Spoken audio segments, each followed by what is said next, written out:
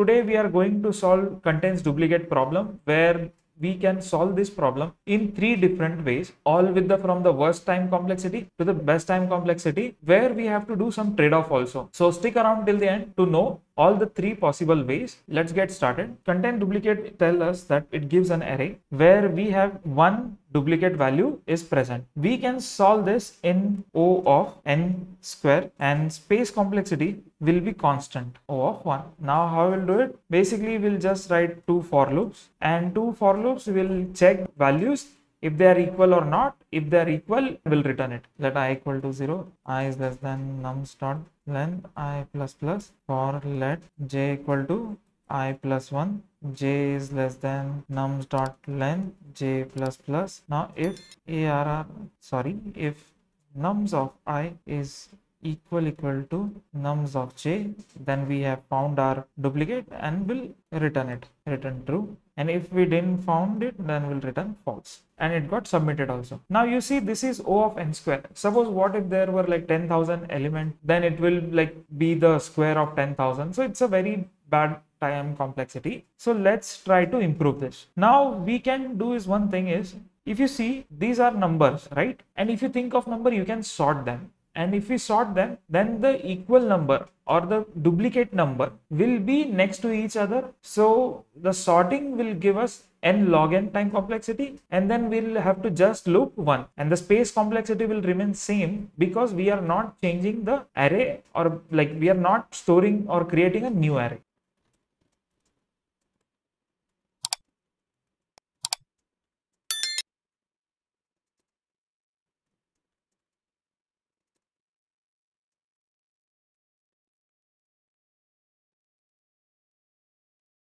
Now there is one issue with it. What if it comes as like this is the last element and plus 1, and it will give us undefined? So that will give us out of bound error. So best way is we'll stop the I at the second last position. Now there is one issue with it. We are saying what if it comes as like this is the last element and plus 1, and it will give us undefined? So that will give us out of bound error. So best way is we'll stop the I at the second last position and we'll compare it with the last element once it is at the last. So this case we have handled by stopping the ith value at the second last value. Yes, it got submitted. Now there's another way, that is the third way, where we'll take the time complexity as n, but now space complexity will increase. So these are kind of trade-off. Space complexity will be more, time complexity will be less.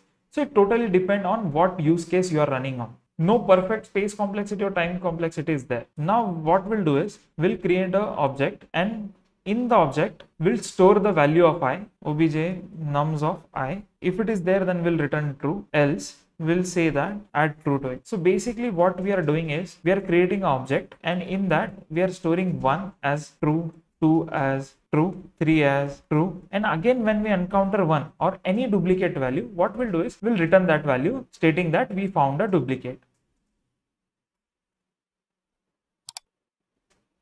So this for loop will run once. Now we don't have to take the second last, we'll remove, and this is creation will take us O of n pace, because we are storing all the elements roughly. It got accepted. Yeah, it got submitted also. So thank you friends for watching. Hope you find this video useful. Do like, share and subscribe.